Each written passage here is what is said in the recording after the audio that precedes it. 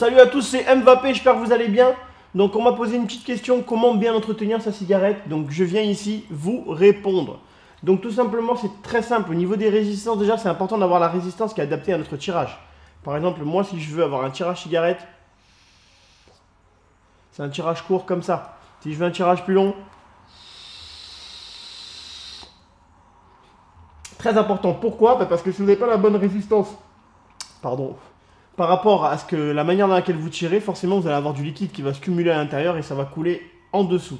D'où les petites fuites, les sointements qu'il y a dans les cigarettes électroniques.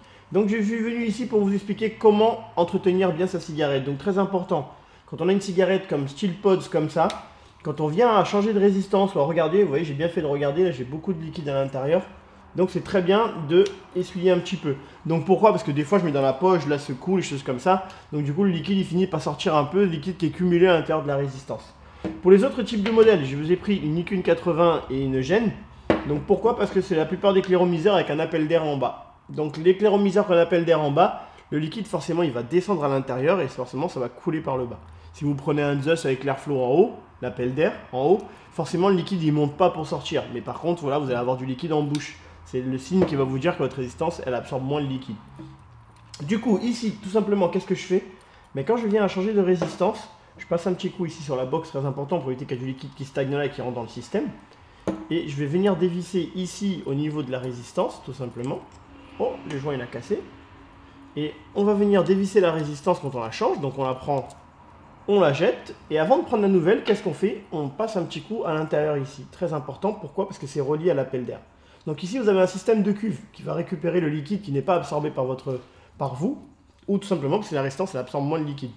Donc très important de bien essuyer à l'intérieur, que ce soit avec un sopalin, un coton-tige, comme vous voulez, même avec de l'eau, mais il faut bien le laisser sécher parce que c'est le contacteur avec la batterie. Ensuite, vous mettez votre nouvelle résistance, vous mettez un peu de liquide à l'intérieur ici sur la grille pour le coup du mélo. Mais si ça soit une autre, vous mettez toujours sur le coton et c'est reparti. Très important aussi, j'ai remarqué que beaucoup de personnes veulent savoir comment on fait pour nettoyer le drip tip. Donc l'embout, tout simplement vous l'enlevez, vous le passez un petit coup d'eau.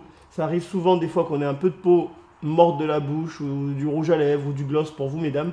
Donc très important de bien le nettoyer de temps en temps, surtout en ce moment on a tendance à mettre la main dessus. Donc pourquoi mettre pas un peu de gel hydroalcoolique, pas top pour la bouche mais nettoyer un peu avec du savon ou de l'eau.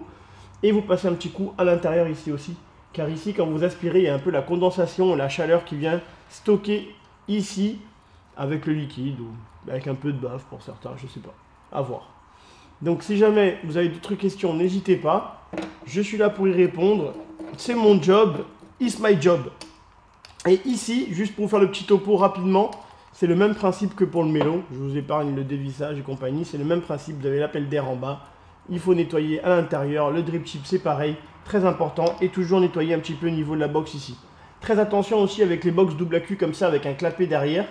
Des fois quand on vient ouvrir ici, on a un peu de liquide à l'intérieur qui est venu passer. Très important de l'essuyer, ici il y a quand même la batterie, les deux accus. Donc sachez que si vous avez du liquide à l'intérieur, ça peut court-circuiter et votre cigarette va s'éteindre. Donc vous n'allez pas comprendre pourquoi. Donc ça peut arriver des fois parce qu'il y a du liquide qui se cumule à l'intérieur. Donc pensez à bien nettoyer votre cigarette. C'est votre outil de la journée, comme votre masque actuellement, malheureusement. Et donc très important de toujours bien l'entretenir.